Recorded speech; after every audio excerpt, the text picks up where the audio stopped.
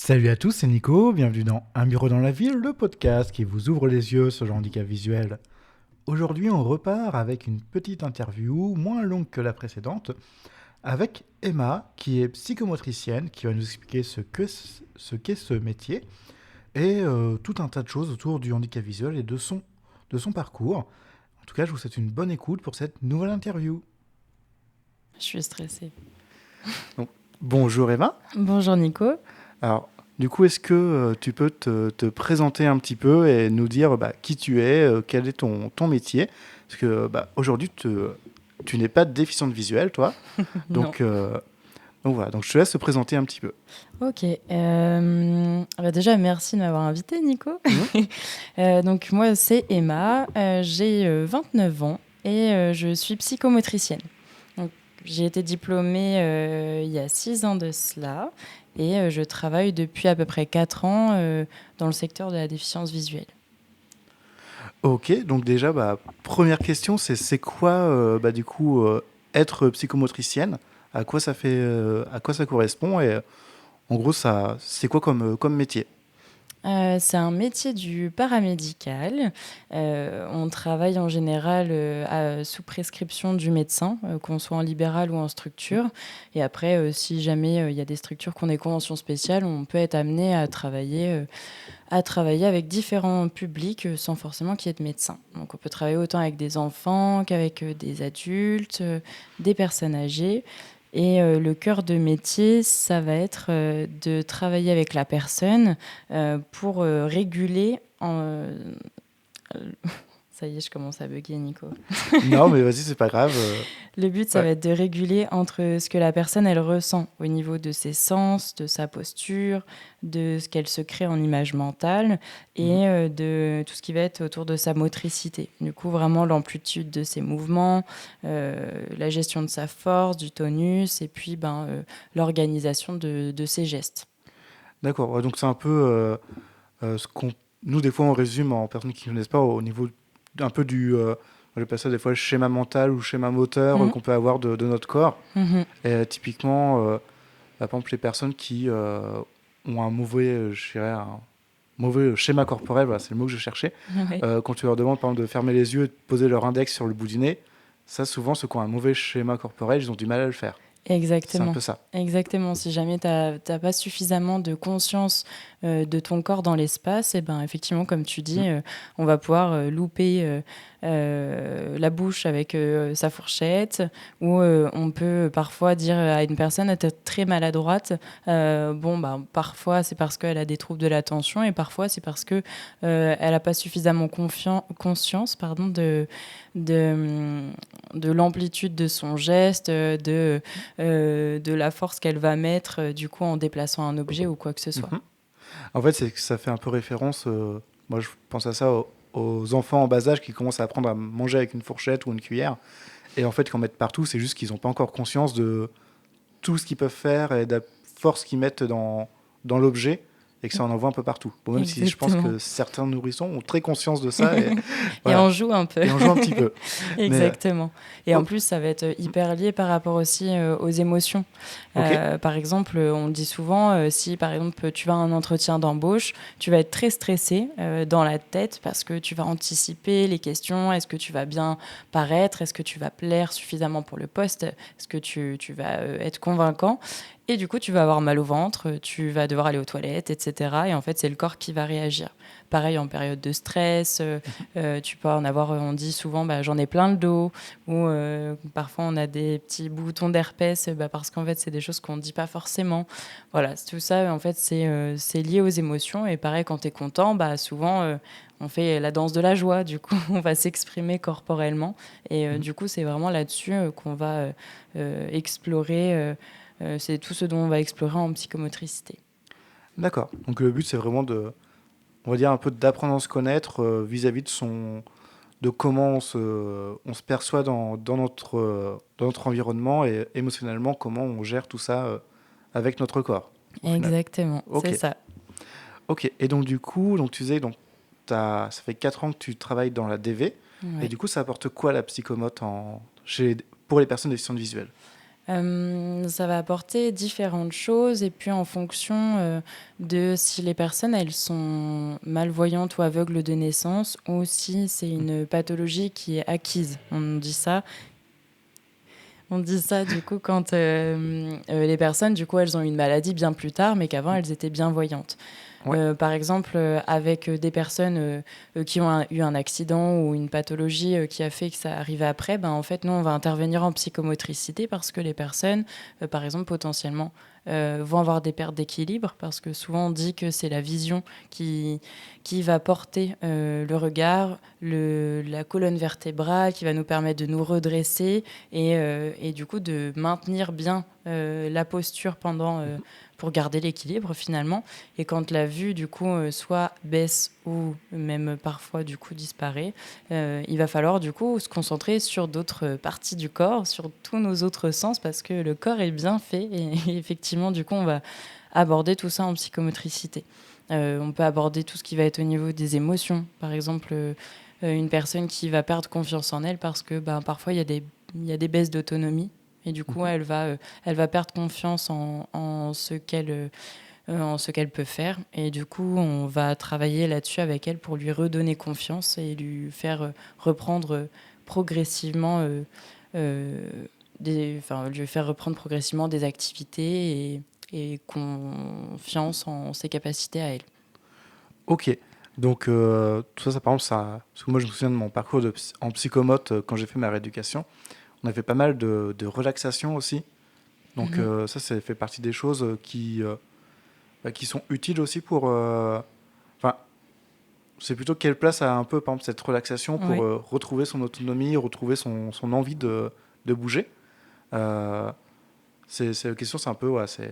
Oui. Où est-ce que toi, tu la mets, par exemple, la relaxation? Est-ce que tu t'en sers avec tout le monde? Est-ce que des fois, tu t'en sers pas du tout?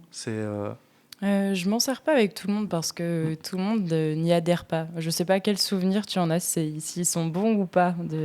Moi, quand même, plutôt bon pour la prise de conscience de mon corps. Mhm, Que c'est vrai que moi, je suis dans le cas où bon, j'étais malvoyant, mais j'ai perdu la vue. mhm. Donc, forcément, il y a une petite perte de conscience de comment est son corps, des fois. Donc, c'était plus pour essayer de retrouver un petit peu cette partie, c'était de la relaxation où je devais des fois bouger des parties de mon corps. Mhm. Et donc, du coup, c'est vrai que ça permettait de reprendre conscience de tout Ouais, ça en même temps. Donc, de reconnecter un peu le cerveau avec son corps. exactement. Mm. Ok, donc plutôt bon souvenir, donc ça Ouais, c'est cool. ouais, ouais. Effectivement, du coup, pour certaines personnes, ça va être vraiment de se redire, ok, là, où et comment sont placées, par exemple, mes épaules. Il y a des Mhm. personnes, par exemple, qui vont se désorienter, on va dire, par exemple, leur buste va être tourné légèrement à 10 degrés sur la gauche, alors que leur bassin et leurs pieds vont être à 0 degré, alors bien en Ok. face. Ouais. Et du coup, dans la relaxation, ça va être de se dire, ok, là, on va essayer de prendre conscience du coup de comment sont placées les épaules, quelles sont les tensions accumulées. Et du coup, effectivement, c'est des exercices qui vont avoir un impact après dans le quotidien, dans les déplacements, mais dans toute autre activité de la vie de tous les jours, euh, pour justement se dire et arriver à automatiser finalement cette prise de conscience-là. Après, avec d'autres personnes, ça va être aussi simplement pour baisser l'état de tension. Comme on disait tout à l'heure, le stress, Mm. en fait, tu en as déjà parlé dans d'autres podcasts, mais aussi quand on sort dans la rue, il y a plein de stimuli, il y a plein de choses un peu inattendues, et du coup, parfois, ça peut être un énorme stress de sortir à l'extérieur. Et du coup, pour les personnes, ça va être de dire, bon, on se met dans une bulle pendant 30 minutes, 1 heure, on fait de la relaxation et après on leur donne des billes aussi pour pouvoir les refaire seuls et puis en autonomie quand eux, ils en ont besoin. Ok. Et donc ça, c'est quand même assez intéressant de voir que on n'est pas obligé de... Bah, toi, on va dire, tu as une grosse boîte à outils avec Mm. plein de choses dedans et que, en fonction de la personne, tu vas adapter en fonction de sa demande et de ses besoins. Et est-ce que tu as déjà eu, je pense à ça en même temps, parce que est-ce que tu as eu des personnes avec qui ne voulaient pas de choses que toi tu proposais, tu savais au fond de toi que c'est ce qu'ils ont besoin, mais qu'il y a un vrai refus? Et toi, est-ce que c'est déjà arrivé d'être dans cette situation-là et de réussir quand même à emmener la personne et lui montrer que ça peut lui être bénéfique. Mhm. Parce que du coup, là, c'est aussi ce côté où peut-être qu'il y a des gens qui nous écoutent et qui nous disent: ah, mais moi, la psychomote, j'en ai pas besoin. Et donc, c'est dans le cas plutôt général, mais Mm. dans le cas plus précis de certaines choses que tu peux faire en séance, est-ce que c'est déjà arrivé, du coup, des gros blocages en face de toi? Bien sûr, en plus, nous, on arrive souvent avec notre bonne humeur, nos outils, nos idées de médiation, parce qu'effectivement, comme tu disais, la relaxation, ça fait partie d'une des nombreuses médiations qu'on peut utiliser.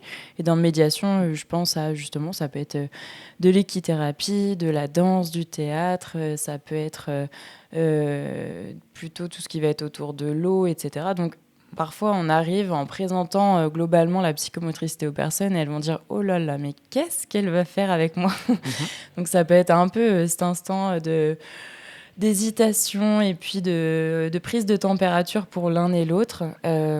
Après, c'est déjà arrivé, par exemple, que pour des personnes, de me dire: bon, écoute Emma, vraiment, la relaxation, c'est pas ma tasse de thé. Moi, j'ai besoin de bouger tout le temps. Et moi, je me disais: bah oui, justement, peut-être que ça peut être intéressant.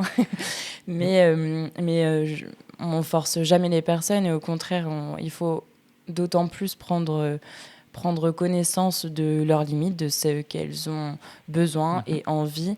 Et du coup, nous, on peut les amener à dire: bah, nous, on a pensé à ça pour vous.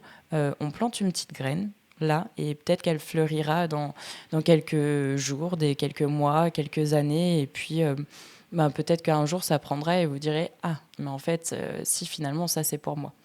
Après, effectivement, il y a des personnes, donc, comme je te disais, qui m'ont déjà dit: la relax, c'est pas du tout pour moi. Moi, j'aime pas la musique, j'aime pas bouger, j'aime pas qu'on me touche.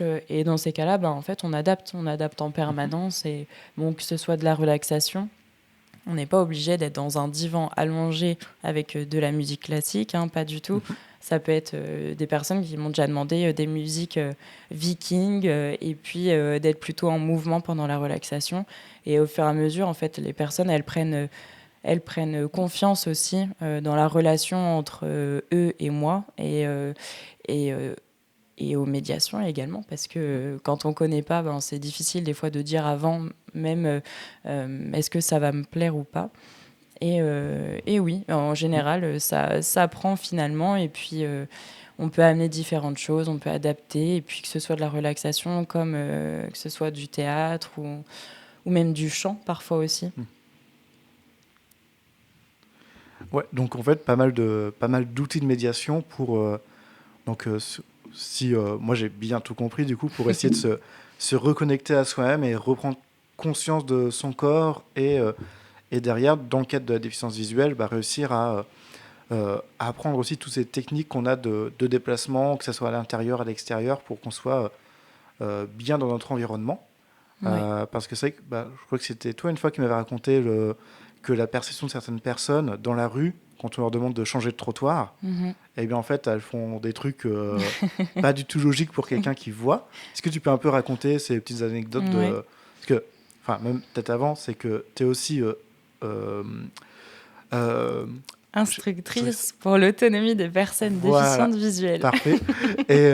Et donc, du coup, c'est dans ce métier-là, ton bagage de psychomote te permet aussi de pouvoir adapter des séances de locomotion, des séances de vie quotidienne, on va dire, pour Ouais. faire le très très large. Et donc, du coup, en locomotion, il t'est déjà arrivé d'avoir des petites choses assez rigolotes et de te sentir peut-être un petit peu seul aussi sur un trottoir. Oui, tout à fait. Ouais. Bah parce que là, tout à l'heure, on a abordé ensemble on va dire tout ce qui est pathologie visuelle acquise. Mais effectivement, pour des personnes qui n'ont jamais eu la vue dès la naissance, les perceptions, elles vont pas être les mêmes que des personnes qui ont déjà ce qu'on appelle un patrimoine visuel. Toi, tu le disais tout à l'heure, ben, tu étais malvoyant, mais du coup, ce qui fait que si on te parle peut-être des couleurs ou Mm. de certaines formes globales, bah, en fait, tu en auras peut-être encore une image mentale.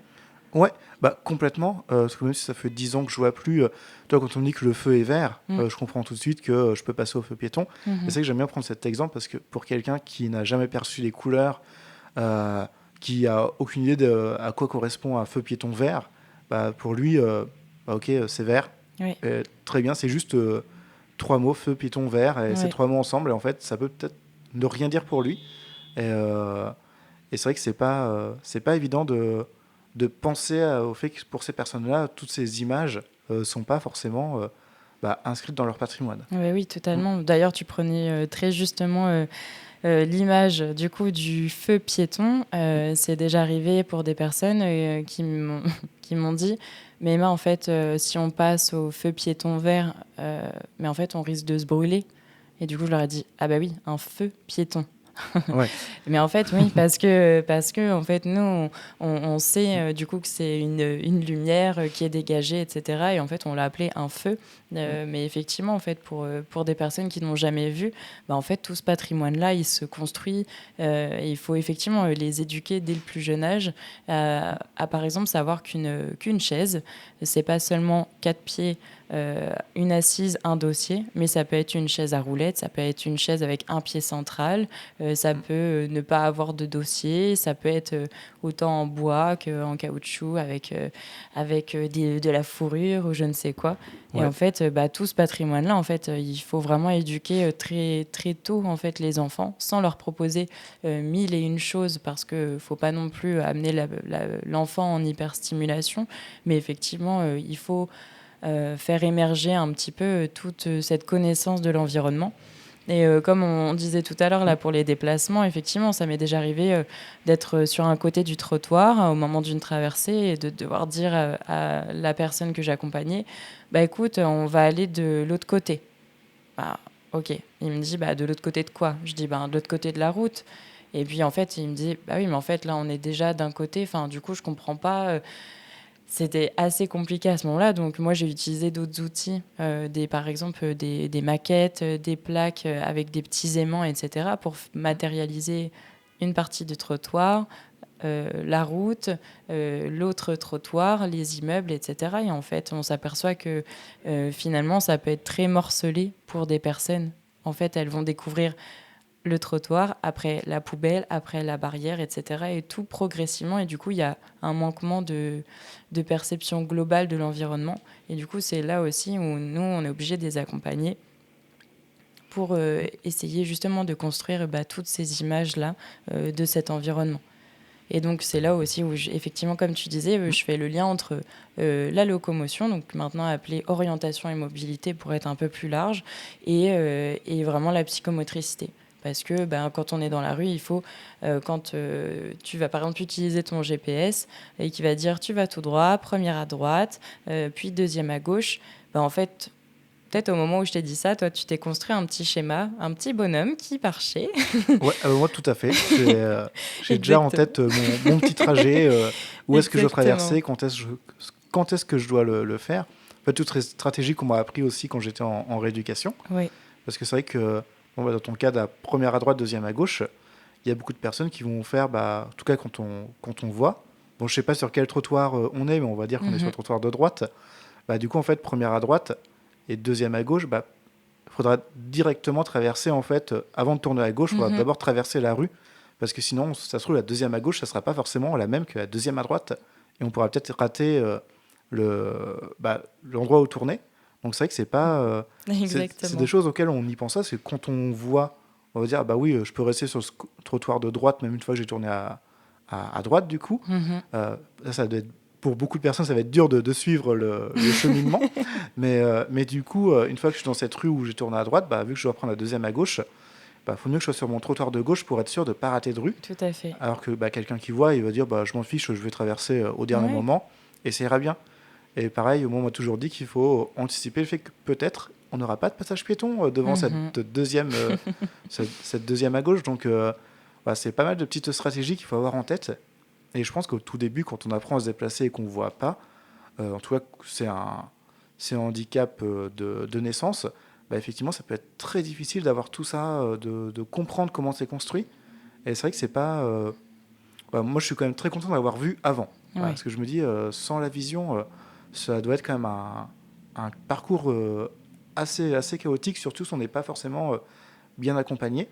Tout Euh, à fait. ouais. Tout Donc, à fait, ouais. Comme tu mm, disais, en plus là, tu du coup traçais un petit peu ton trajet en mhm. disant première à droite, puis j'anticipe, etc.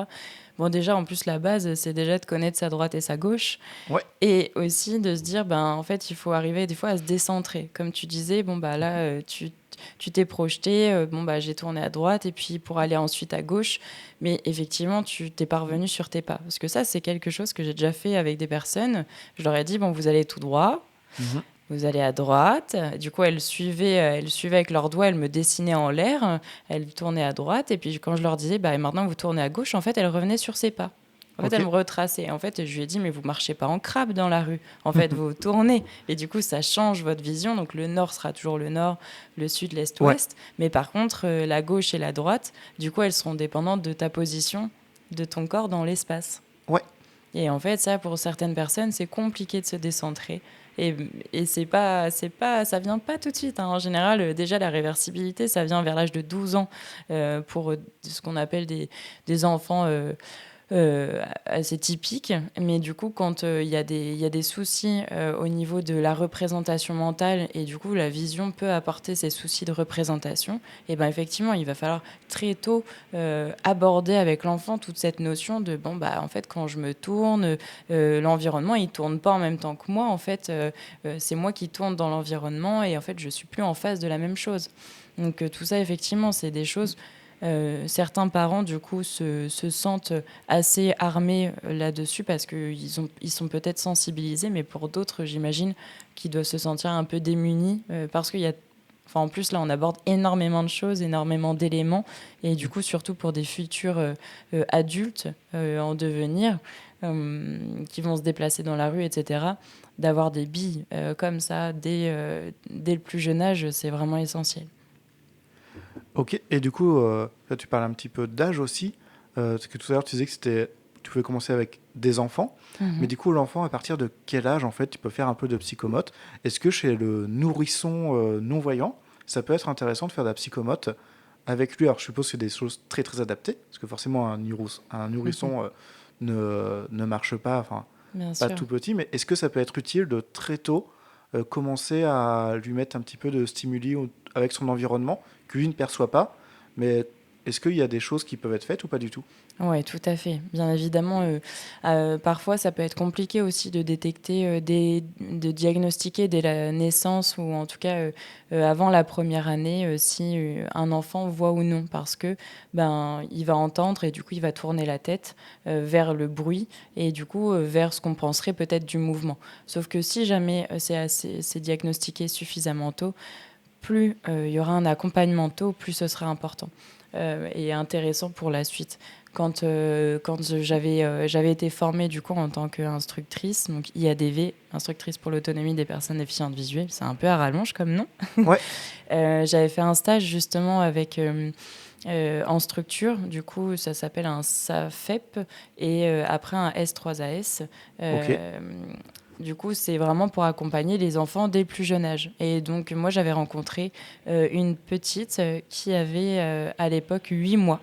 Et on avait fait un bilan vraiment bah, déjà de l'état des lieux, un peu de l'utilisation de ses autres sens. Est-ce que, ben, du coup, au niveau du toucher, comment elle réagissait, au niveau de l'audition, au niveau du goût, de l'odorat. Et puis ensuite, on allait évaluer quand même, est-ce qu'elle avait cette curiosité d'aller chercher du port de tête, en tout cas que sa tête bouge ou sa main bouge vers le son, par exemple, qu'on émettait. Et en fait, de ça, ben, en fait, ça lui donnait de l'intérêt pour essayer de se retourner, essayer de redresser sa tête, etc. Parce un enfant, un nourrisson qui n'aura pas de stimulation et qui ne voit pas, en fait, bah, s'il ne voit pas ce qui l'entoure, en fait, il n'aura pas la curiosité de commencer à essayer de se relever, de marcher, de ramper, etc. Et du coup, c'est pour ça souvent qu'il y a un retard de développement chez les enfants. Parce que un retard moteur, j'entends, qui vont marcher un petit peu plus tard, ou qui vont peut-être à être propres, les selles ou même au niveau de la tenue à table plus tard parce que ben, ils n'ont pas forcément ce retour visuel que les autres enfants peuvent avoir.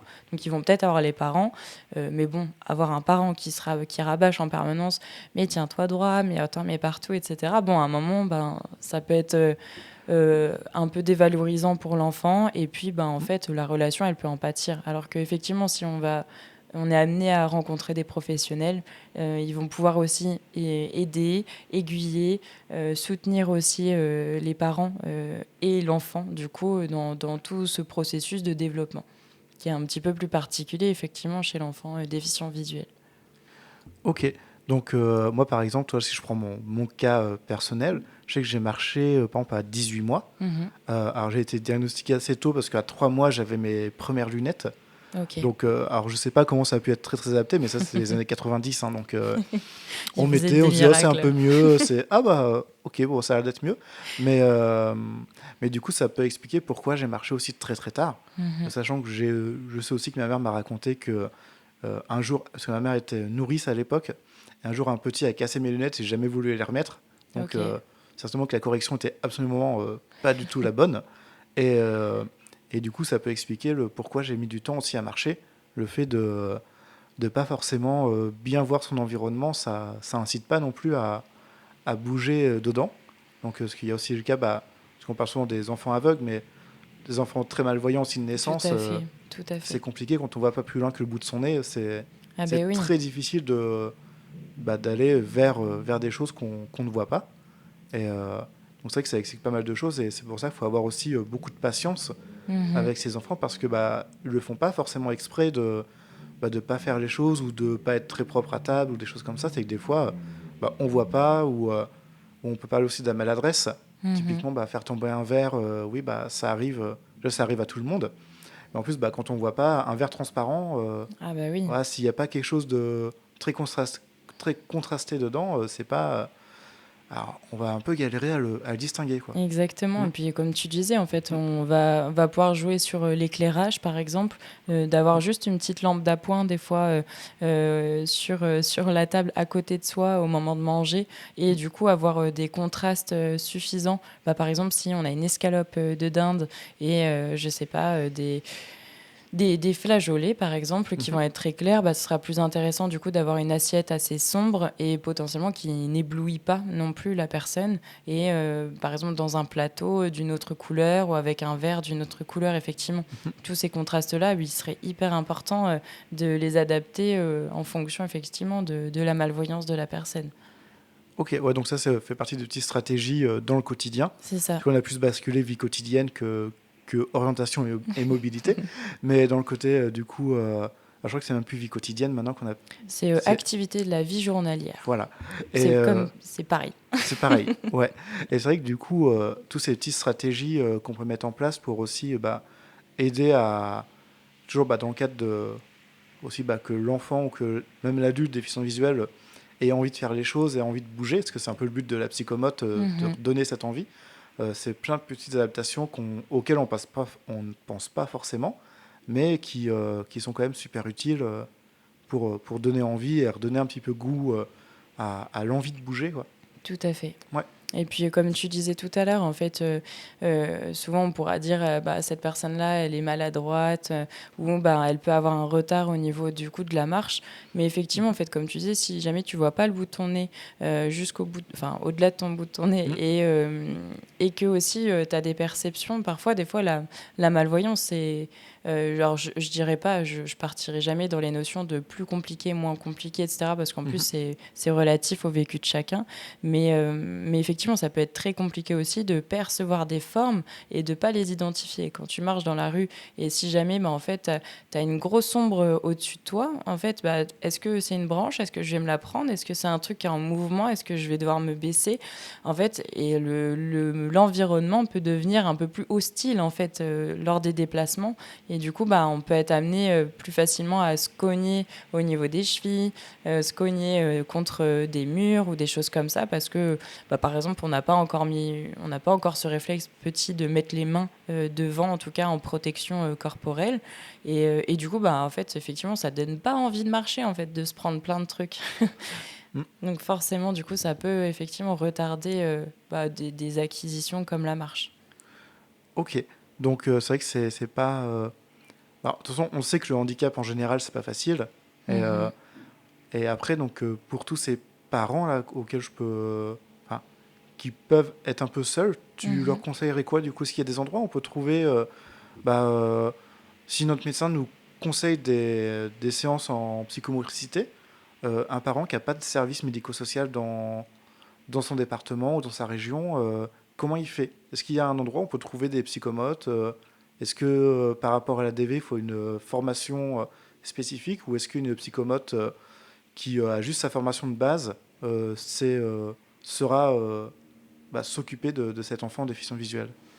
Alors, comme tu le dis, je sais à juste titre, effectivement, normalement, par département, il y aura quand même une structure, du coup, qui maintenant, il y a un peu moins de spécialisation, mais souvent, il y a des structures qui peuvent aussi aiguiller, même si elles ne peuvent pas forcément recevoir les enfants, elles peuvent quand même réaiguiller vers des professionnels de la région. Et comme tu disais, sinon, ça peut être en libéral. En libéral, sous prescription médicale, ben, en fait, on fait un bilan avec une psychomotricienne ou un psychomotricien. Euh, Là, du coup, effectivement, je nuancerai parce que tous les psychomotriciens peuvent accompagner une personne, un enfant en bas âge déficient visuel, ça, il n'y a pas de souci. Mais effectivement, peut-être que certains se sentiront pas suffisamment armés parce que c'est malgré tout euh, peut-être pas suffisamment abordé dans les formations initiales.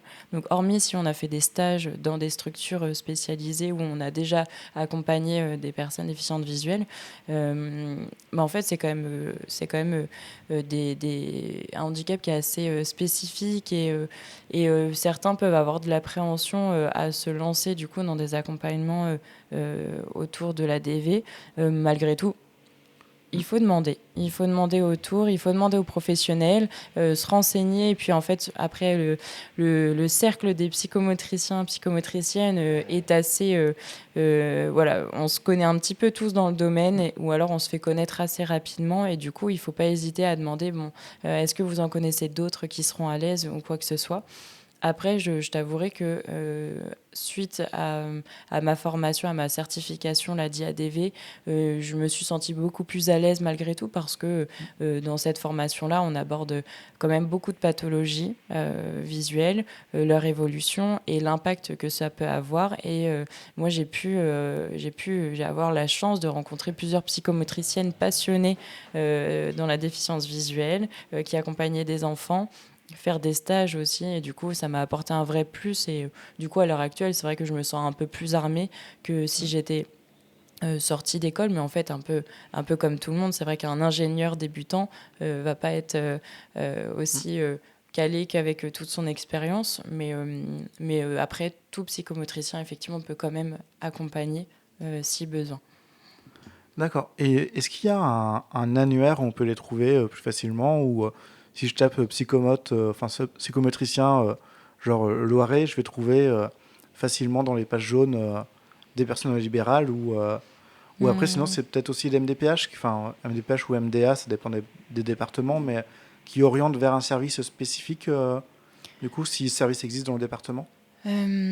Effectivement, je crois que la MDPH doit avoir une liste, mais après, pour plus de simplicité, tu as raison de taper sur Internet, en général psychomotricien par exemple, du Loiret.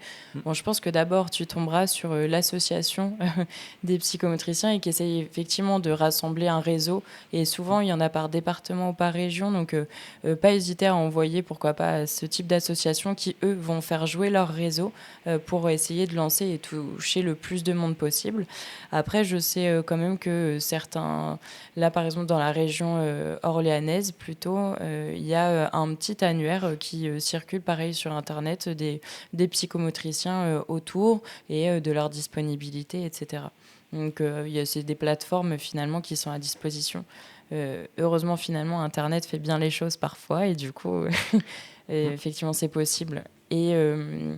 Et après, sinon, pourquoi pas demander à des médecins ou effectivement, comme on disait, à des structures spécialisées qui vont, eux, pouvoir rediriger vers les professionnels. Parce que si, par exemple, moi, demain, je m'installe en libéral, la première chose que je ferai, c'est d'aller justement vers les structures et leur dire, attendez, je suis là, si jamais il y a besoin de relais à un moment, n'hésitez pas à me renvoyer les familles ou d'aller voir moi-même les médecins pour les informer de ma présence. Donc, en général, on essaye quand même de faire connaître pour justement ne pas laisser les familles ou les personnes un peu dans la détresse et tout seul.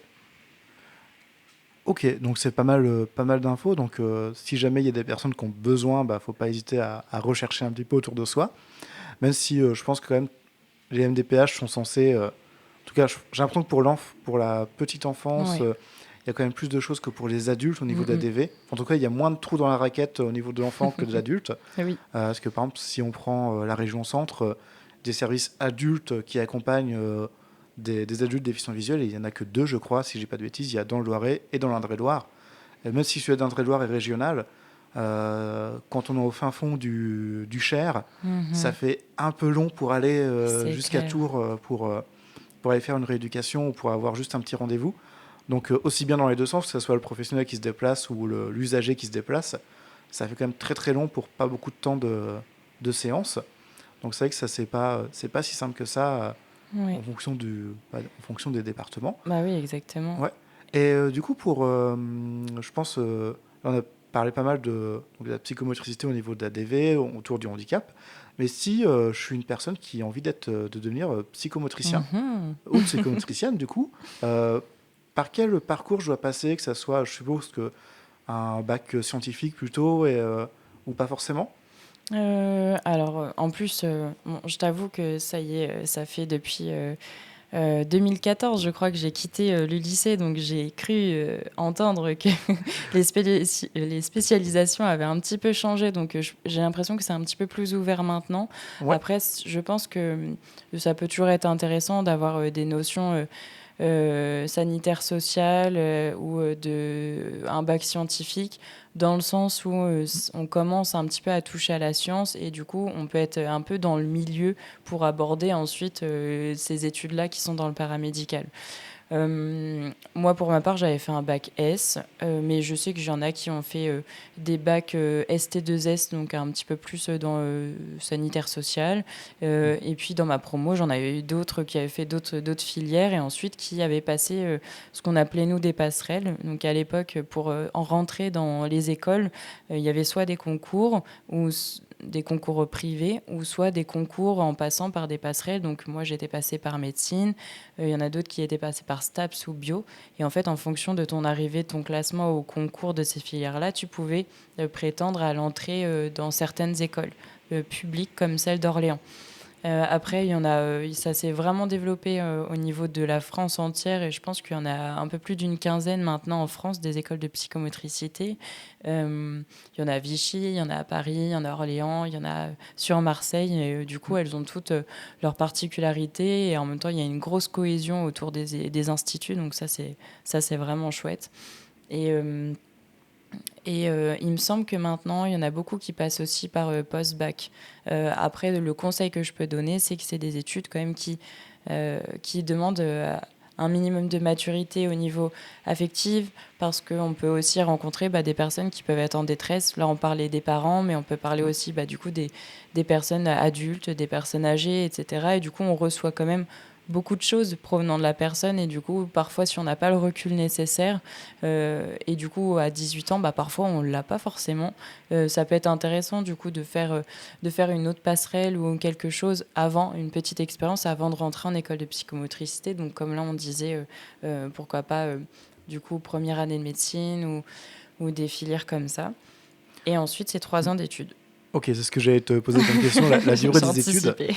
Donc, non, mais du coup, donc 3 ans. Donc, effectivement, si on rentre juste après le bac, ça fait, on en sort, on a 21 ans. C'est On est ça. peut-être encore un petit peu jeune émotionnellement, parce que même moi, de mon parcours de formateur en informatique pour les personnes déficientes visuelles, je vois que des fois, dans l'échange avec la personne, il y a énormément comme tu dis, de détresse. Mhm. Et quand on est un minimum humain, et je pense que psychomote, c'est des Oui. personnes qui sont, en tout cas, toutes ces personnes les professionnels de ce métier que j'ai rencontrés ont tous quand même cette capacité à être connectés avec les autres humains. Mhm. Et, euh, et donc, du coup, c'est vrai que si on n'a pas un une toute petite carapace de protection pour essayer que les émotions des autres personnes ne viennent pas directement nous manger au fur et à mesure, parce que c'est vrai que des fois, quand on enchaîne les séances, si on fait 4 séances ce matin et que les 4 séances, les personnes ne sont pas bien, parce que Oui, dans le milieu de la rééducation en milieu hospitalier, c'est vrai que des fois on peut enchaîner les séances. tout à fait. Quand on va au domicile des personnes, effectivement, il y a les temps de trajet, donc ça peut ça augmente le temps entre deux séances. C'est ça. Mais quand on est en milieu hospitalier, des fois, on enchaîne les séances et du coup, bah, forcément, à la fin de la matinée, on est épuisé émotionnellement parce que bah, si on absorbe tout, si on prend tout avec nous, à un moment donné, il faut savoir aussi lâcher un petit peu du lest émotionnel, on va dire. Mhm. Et donc, toi, tu aurais quand même cette tendance à dire, bah, avoir un petit peu de bagage de vie pour savoir gérer tout ça et savoir se protéger, c'est important aussi pour pouvoir accompagner les Ouais. personnes au mieux. Eh ben, effectivement, Ouais. après, de toute façon, chaque personne est différente et se Mhm. sentira de manière différente. Mais c'est vrai que moi, j'étais heureuse quand même d'avoir fait 2 ans, du coup, avant d'entrer en psychomotricité. Après, ça n'empêche pas, hein, moi, je suis une personne très, très, très empathique et Mhm. on m'appelait souvent la petite éponge parce qu'effectivement, j'ai plongé émotionnellement beaucoup de ce qu'on pouvait m'apporter autour. Malgré tout, ben, les 3 ans d'études et les formateurs, les stages, du coup, m'ont permis aussi de construire un petit peu plus, du coup, cette carapace de protection, non pas pour bloquer tout ce que les personnes elles peuvent amener, parce que c'est en ça aussi on va du coup pouvoir travailler avec elles sur leurs ressentis et sur le fait d'aller mieux, mais pour essayer justement de ne pas rentrer après chez Mhm. soi avec tout ce bagage-là, effectivement, Mhm. et cette détresse qu'on peut rencontrer. Parce que comme tu disais, si on enchaîne une personne qui ne va pas bien, puis une deuxième qui ne va pas bien, puis une troisième, mais qui te casse tout dans la salle parce que en fait, elle est en tempête émotionnelle, comme Mhm. certains disent, bah effectivement, c'est important du coup de pouvoir effectivement arriver à gérer aussi ses propres émotions et puis d'avoir un petit peu effectivement même beaucoup de ressources ailleurs. Mhm. Donc après, on le conseille toujours aux patients, mais on le conseille aussi à nous-mêmes de faire du sport, d'avoir ces temps de lecture, d'écriture, de tout ce qu'on veut, un peu de part de créativité, etc. Pour, bah, même quand tu disais là, entre des séances, être dans la voiture, bah, effectivement, ça peut faire du bien de, allez, Mhm. on met la musique et on chante et on essaye aussi de faire Mhm. soupape un petit peu entre des séances. Ouais, parce que c'est vrai que enfin, on se rend pas compte, mais dans ces métiers-là, ça reste quand même, on est souvent avec des personnes qui sont un peu cabossées par la vie et du coup, forcément, Mhm. il y a à un moment donné, si toi, quand tu arrives toute pimpante et tout, bah, ils disent ouais, mais c'est pas juste, enfin, pourquoi elle tout va bien alors qu'en vrai peut-être que tout ne va pas si bien que ça. Et ça, la vie, montre pas tout le temps les blessures Oui. de chacun, mais du coup, c'est vrai que des fois, on peut avoir beaucoup de, moi, ça m'est arrivé de voir des personnes qui sont beaucoup dans la détresse. Et vu que j'ai quand même un côté assez humain, je peux pas, enfin, je suis pas insensible au fait Bien que sûr, j'ai une personne à côté de moi qui ne va pas bien. Et c'est vrai que bah, j'ai dû apprendre aussi dans mon métier à savoir mettre les limites aussi tout à où fait. j'ai besoin de les mettre. Que du coup, ça c'est important. Mais en même temps, j'ai rencontré des professionnels qui mettaient une carapace tellement énorme que moi, en tant que personne accompagnée, bah, j'appréciais pas bah, être accompagné par cette personne parce que du coup, il n'y avait pas de ce lien un peu émotionnel qui peut venir et qui permet aussi de s'investir dans notre éducation. Mhm. Donc, donc c'est vrai que ça, c'est des éléments à avoir en tête quand on veut devenir Ouais. professionnel, de savoir où mettre les limites. Et certaines personnes seront OK si en face, le rééducateur ou le psychomote, du coup, dans ce cas-là, Mhm. n'apporte rien du tout en termes émotionnels. Mais je trouve que c'est bien de pouvoir ouais, être à proximité d'une personne voilà, qui peut nous apporter un peu de joie, de bonheur, là où nous, on est quand même des fois au fond du trou à certains moments. Donc, Mais oui, mm, enfin, c'est un métier qui reste très, très humain, très humain. Et puis, bon, souvent, enfin, les psychomotriciens ont souvent la mm, réputation. Bah, déjà, on fait ce métier-là par passion, parce que, mhm, bah, on le sait quand même, hein, que les métiers je vais le dire, mais du mm, médical sont pas forcément très bien payés parce que mm, la santé en France, c'est pas forcément toujours la priorité. Donc souvent, on le fait bien plus par passion et parce qu'on aime ce qu'on fait, on aime ce qu'on peut apporter et le relationnel. Et effectivement, souvent, on dit, mm, ah bah, les psychomotes, c'est toujours ceux qui sont habillés avec des paillettes, qui ont toujours le smile, qui ont toujours un petit sifflotement dans l'air, etc. Mais parce que effectivement, peut-être que aussi c'est cette manière d'être qui fait que on se dit, ok, il faut aussi donner effectivement une personne qui broie du noir, bah il y a un temps pour l'accompagner, un temps pour qu'elle pleure, un temps pour faire de la relaxation et un temps aussi pour on va remettre de l'énergie dans tout ça. Peut-être que là, il faut le faire évacuer par d'autres manières. Et du coup, ben, souvent, il va falloir porter en partie, en tout cas avec la personne, dans les séances et de mettre de l'énergie et dire allez, et ben, cette fois-ci, on va danser et on va lâcher tout ce qu'on veut, etc. Et du coup, on va amener de l'aisance de notre personne pour aussi que la personne, elle puisse se sentir OK, en sécurité pour pouvoir justement se livrer, mais pas seulement par des mots, mais aussi corporellement et de vivre en fait, de mettre de la vie un petit peu dans tout ce corps et dans tout son quotidien. Ok, bah je pense que on pourrait finir sur ça parce que du coup c'est très joliment dit.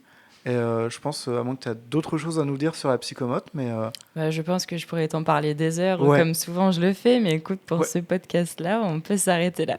Parce que je t'avoue, j'ai aucune idée de à combien on en est de temps. Mais en tout cas, c'était un plaisir de t'avoir dans cet épisode.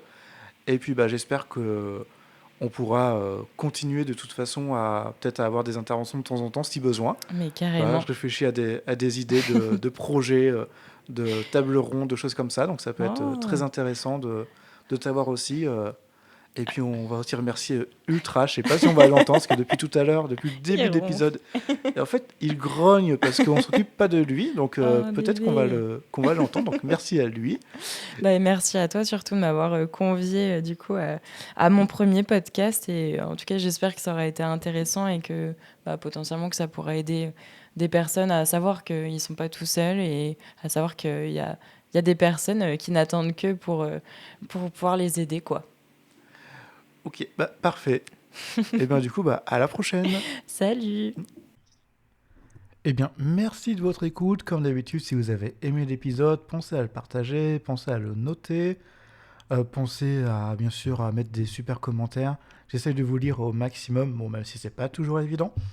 Et surtout, bah, si vous voulez participer comme Emma au podcast, si vous voulez témoigner, que vous soyez peut-être parent d'enfants déficients visuels, si vous êtes professionnel de l'ADV et que vous avez envie de partager avec les auditeurs votre expérience, eh bien n'hésitez pas à envoyer un email à l'adresse nicolas@unmirodanslaville.fr. Et je vous dis à la prochaine dans Un Miro dans la ville.